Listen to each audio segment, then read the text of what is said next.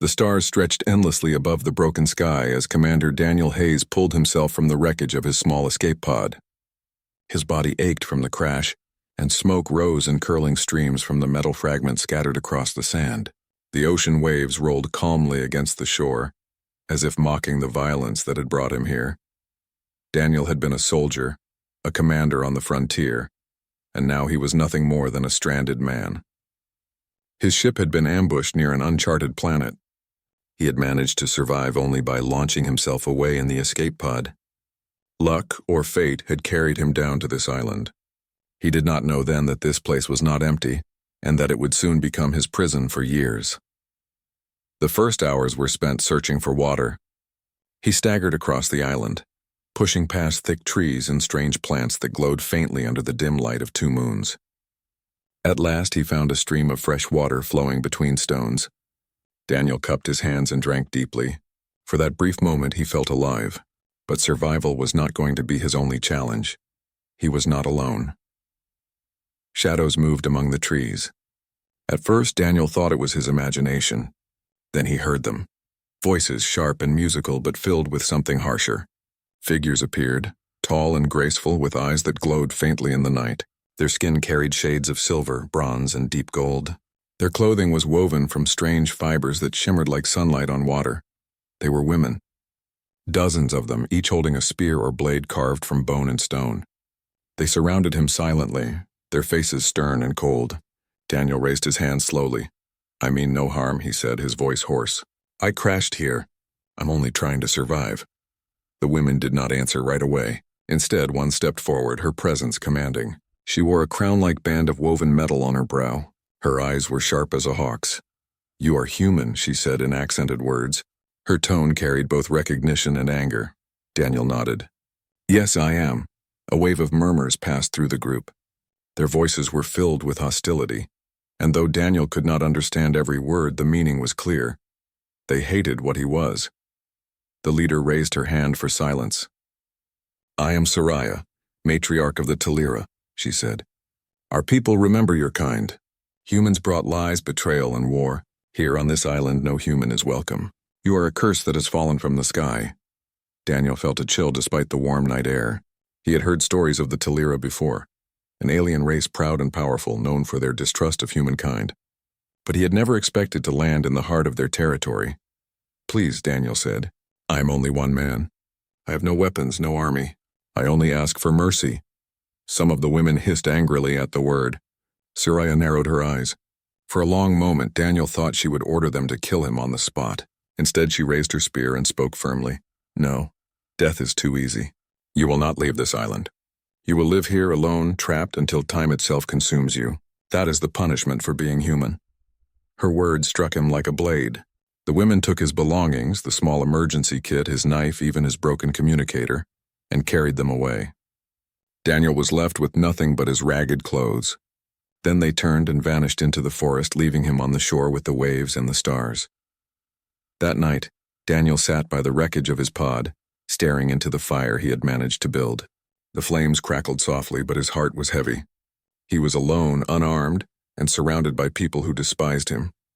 His future seemed as broken as the ship that had carried him here. But Daniel Hayes had not survived battles and wars by surrendering. Slowly he began to plan. The next days tested him. Hunger gnawed at him as he searched for food. He fashioned crude tools from stones and sticks. He caught fish from the shore, roasted them over the fire, and learned which fruits did not poison his tongue. He built a shelter from fallen branches and woven leaves, a small refuge against the island's storms.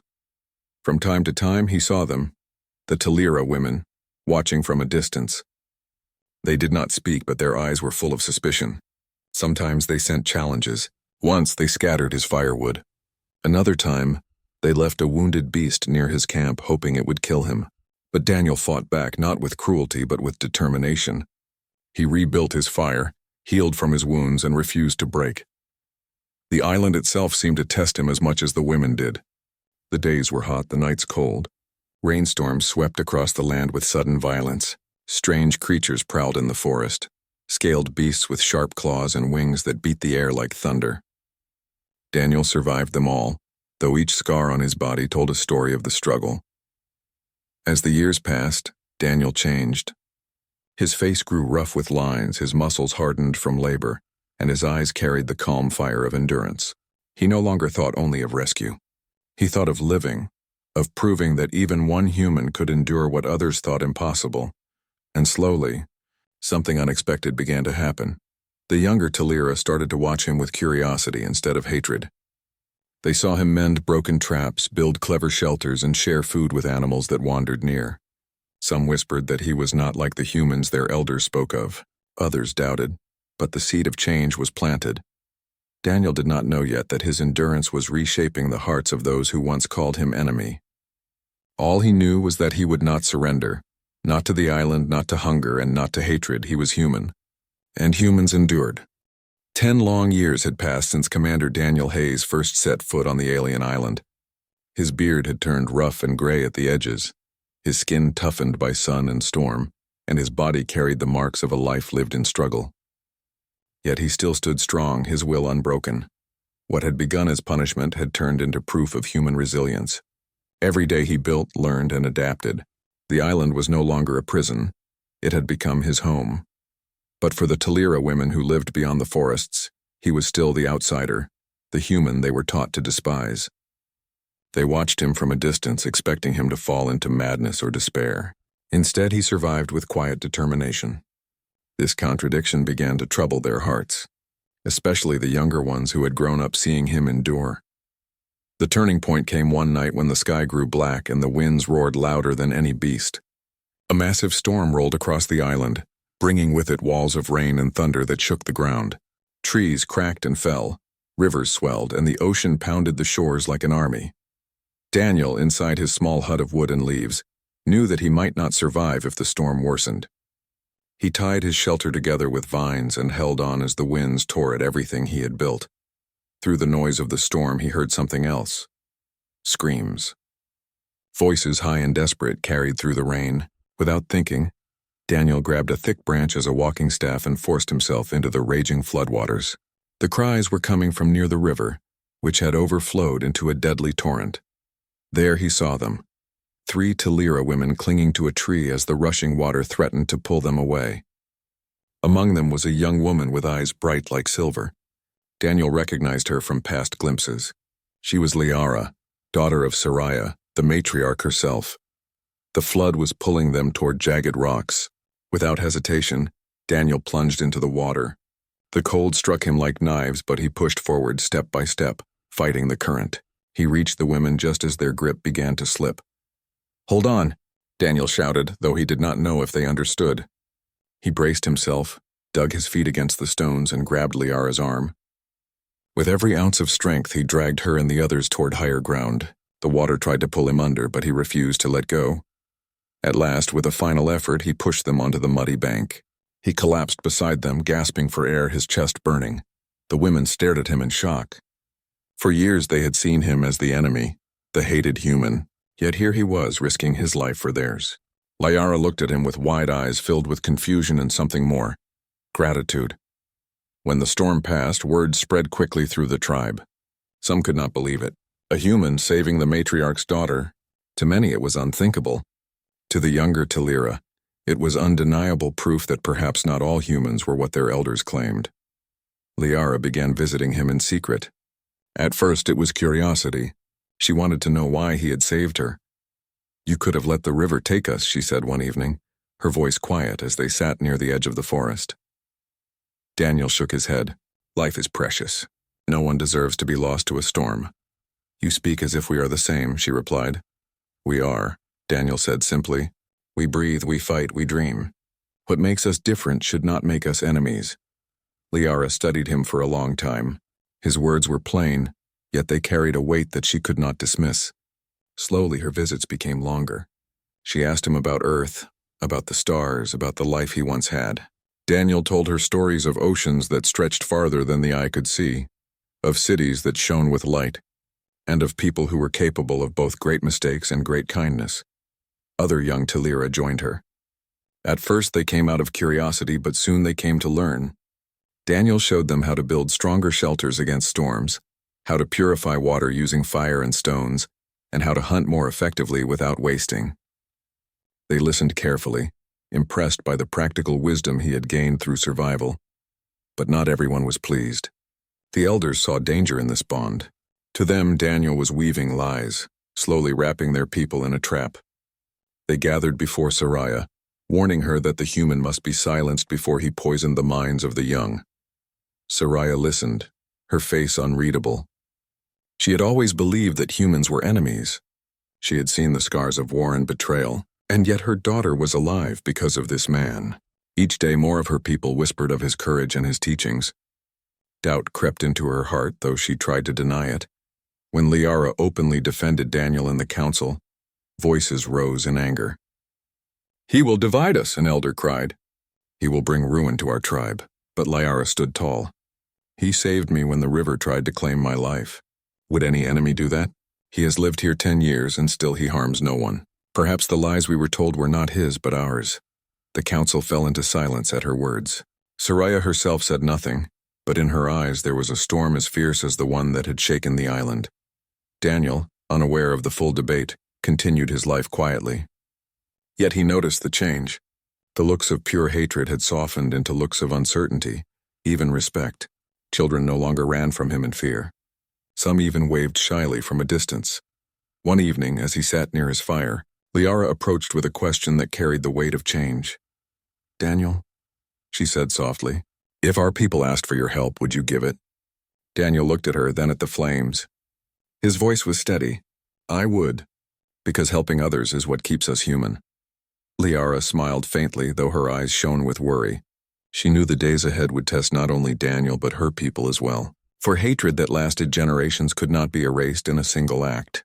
It would take more storms, more trials, and more courage to break the walls that had stood for centuries. But for the first time, the walls had cracks. And through those cracks, hope began to shine. The island had changed. What was once a prison for Daniel Hayes was now a place of cautious peace. The Talira women no longer looked at him as a curse from the stars, though many still struggled with doubt. Liara, daughter of the matriarch Sariah, continued to speak for him, and the younger women listened. But peace on the island was fragile, and it was soon tested. One morning, the sound of horns echoed across the forest. Daniel had never heard such a sound before, but the Talira knew it well. It was the call of a rival clan. The Vaynar, another alien people, had discovered the island. They were known for raiding weaker tribes, enslaving those they conquered. The Talira gathered in alarm. The Vaynar ships had landed on the far side of the island.